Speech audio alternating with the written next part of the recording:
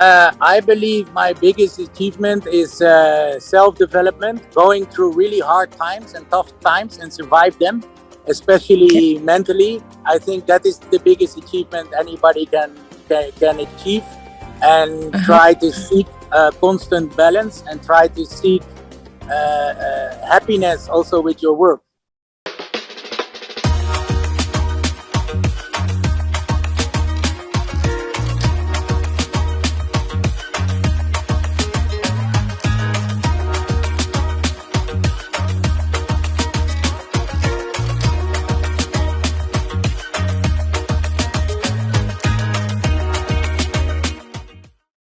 Dereck Aj Hoovenkamp is a man and master of all trades, with a focus on real estate, technology, and blockchain.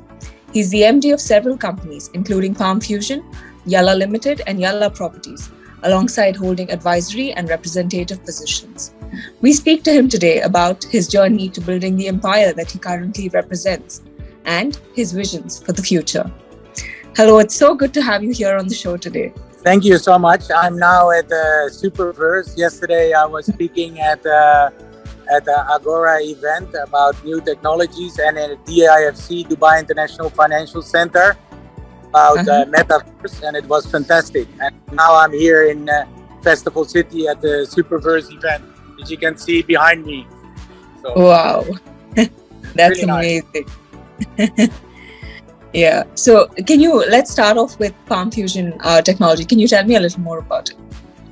Yeah, PalmFusion technology is in a way very simple. It is a biometric solution. Use the hand, the palm of your hand. The palm of your hand is your key, your passport, your electronic ID, your access control, and your payment system. So Palm ID, Palm Pay, and Palm Access. So with your palm, you start your car, you open your door, it's your passport, it's your boarding pass, it is your seat phrase, it is everything, your code, everything. So what does it do? It scans the veins inside your hand, the print of your hand, and the geometrics of your hand, instead of having any other ID or access control.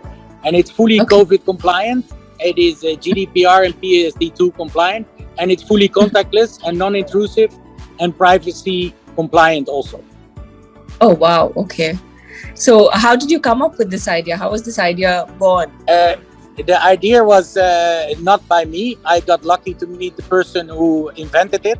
And since I am a businessman and an entrepreneur, I immediately jumped on it, on the opportunity, and became partner of the company. Okay, great. Can you tell me about your other Yalla properties, a little more about Yalla Properties? It's a very nice name. I think Yalla means come on in Arabic, right?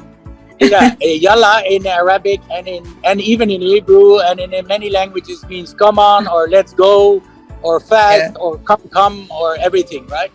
And Yalla Properties started in Thailand and in Montenegro, and then later also in Dubai, because my background is property development. I've been involved into major projects like, for example, Al Barari in Dubai, which is a famous project, or Bloom Holding, which is a big Abu Dhabi-based company, real estate company with different developments like Bloom Gardens or even in Dubai, and also have many hotels and schools. And I was always creating different destinations, including in Tunisia, including into Europe, even going from backpacker hotels to 5-star hotels to express models to hospitality destinations to retail destinations and mixed-use destinations. And for example, living all across the world, including Europe, and even though I'm originally from the Caribbean, so that is really different. And how did you get into real estate and property development in the first place? Was that always part of your plan? No, it was because my father, he was buying real estate and then selling them again, and buying and selling and buying and selling his whole life. And then I bought my first property myself in Barcelona, in the old town, which is called El Borne, and renovated it and made some small money. And then after that, I started to develop my own projects in Spain. And then from there, I started to go into full destinations. And now I'm going to destinations and property with the metaverse. Oh, wow. Okay. So please tell us a little more about that. That's so exciting. Yeah, first of all, I believe that you have the physical property and you have the digital property. So you have a physical unit and an exact parallel digital twin, right? So the digital twin is always in parallel with the physical world. So if something changes in the physical world, it changes in the digital world, or vice versa. It changes in the digital world, then it changes in the real world, right? So what advantages does it have? So if you change something in the digital world, for example, the color of your couch, then immediately in the background, seamless, effective, and efficient, orders are sent out for the new material, and within 48 hours, you have the best price, the right location. You don't have to be home because it's connected with your camera. Your color of your couch, for example, is changed. Also for maintenance, for example, if you break your towel in your house, you can see which towel it is. The towel is already digitalized, so you have the right color on the right place, the right grinding, everything at the right price, and the most efficient and the most effective with the payment system you would like to choose within seconds, instead of waiting, calling, and getting the right price, the right providers, and everything, right? So these are one of the 1,000 advantages you have. Okay, wow, that's great. I think this is the best explanation of the metaverse that I've got so far, because it's a concept that, you know, I'm struggling to understand, but I think this explanation makes it very clear. Yeah, the thing is, most people talk about, I call it the triplet, because we have the twin, parallel twin, which is an exact copy in the digital world, but you can also make a triplet, and most people are focusing on a triplet. That is a fantasy world, right? So you can, for example, put a helicopter platform, a space station, a satellite on your house, and all this stuff, but it's not realistic. It's just gamified. It's called gamification. And that's what most people are focusing on. But I'm focusing on the real utility, and especially combined with real estate. Correct. Wow, that's amazing. I love that. Okay, can you tell me about the effect of the pandemic on the field that you're in? Was the pandemic, did you see a downfall during the pandemic, or was there an uptick?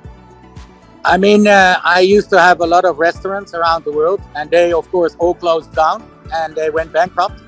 But on the other hand, I went to focus more on the digital economy.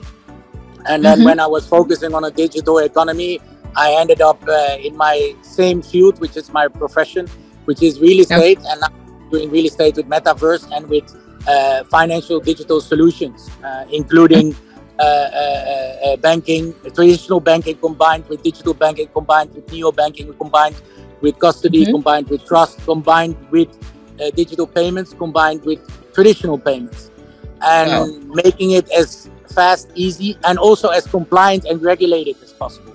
Because most people think of the digital world, they just want to raise some money and then build something. I do the other way around. I build the physical world and then make money and then not raise money. Make money with what I do and not raise money. So that's a huge difference. Okay, great. I've been in Dubai for many years, for over 13 years, I believe, maybe 15, I think. I lived in Abu Dhabi and in Dubai. I worked for Prince Al Walid bin Talal, Saudi. I worked for the ruling office of Abu Dhabi, and I worked for Bin Zal family in Dubai. Even worked for some project which is Jumeirah Golf Estate. Also advised ICD Investment Corporation Dubai, so which was a really cool project which they have with Porto Montenegro, like Porto La Mer is based on that one in Dubai.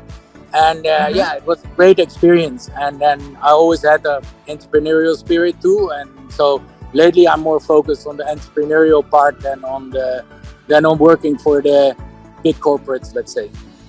Okay. So, I mean, you've lived and worked in so many places around the world. So what's the difference that you find here in the Gulf as compared to other parts of the world?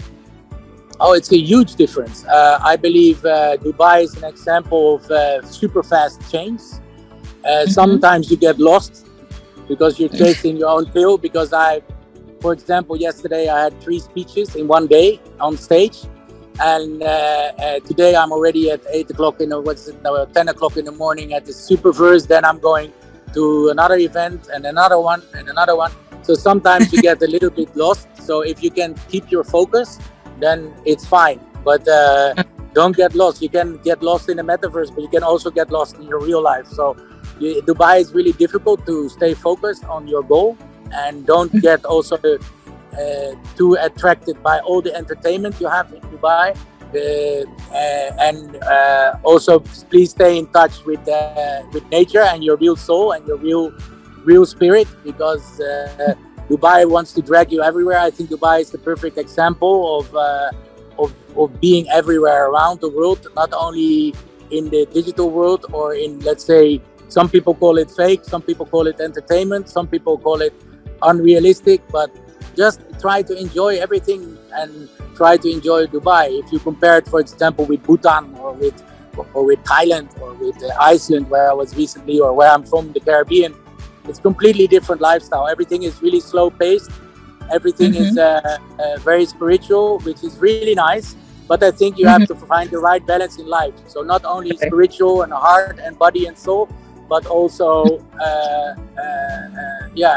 good karma and good energies. So that's also why I got involved into Yes We Trust, which is a company which focus on meditation, the body, and global voting and justice in the world. Wow. Okay, that's wonderful.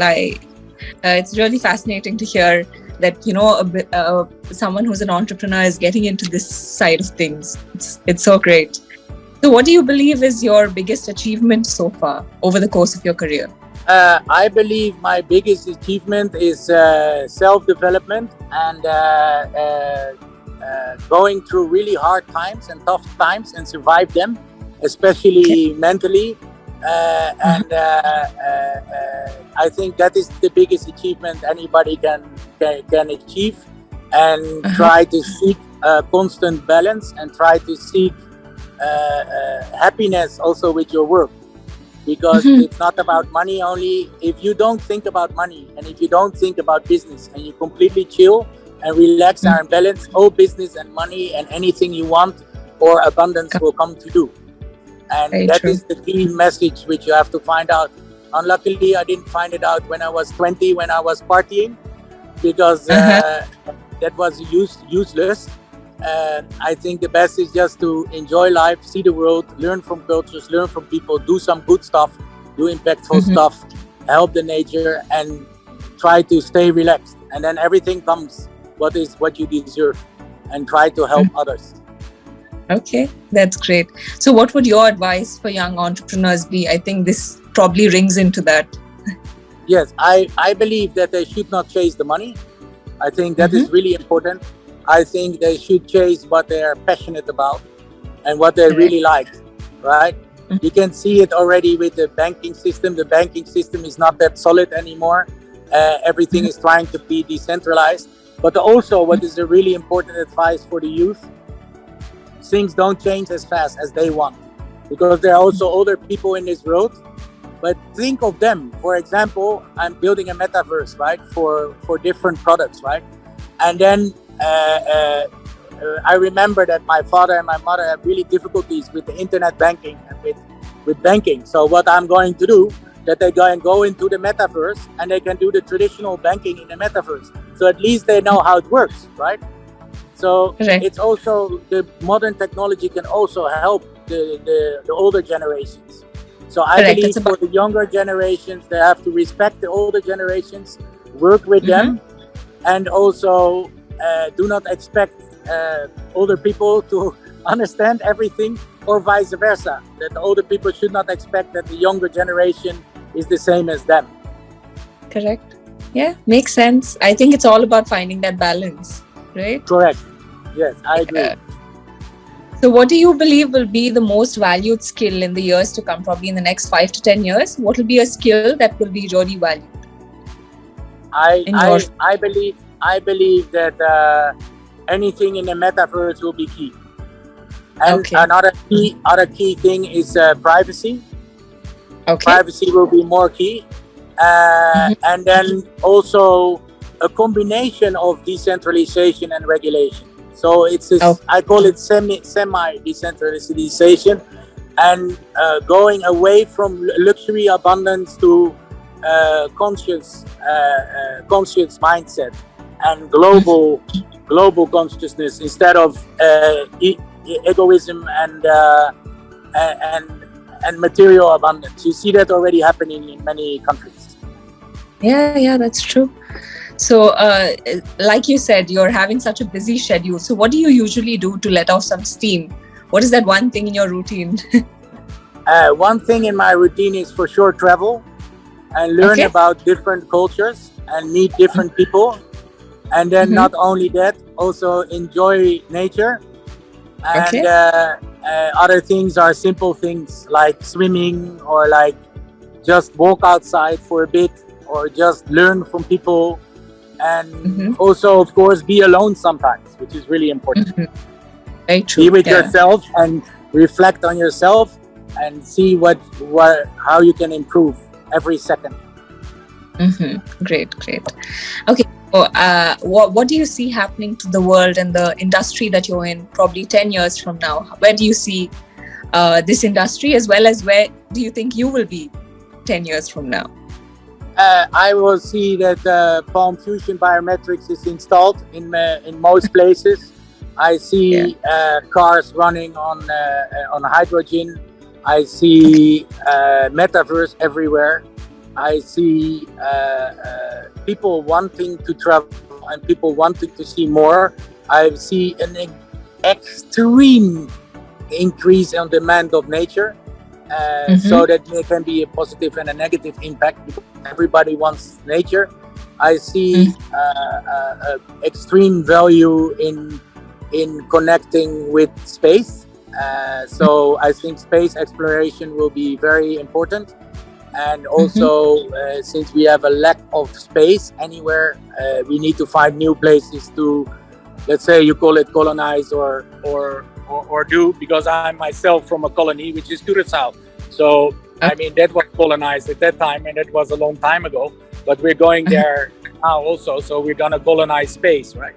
Or mine meteorites, and it sounds a little bit futuristic, like metaverse or like space exploration, but that's where it's really going.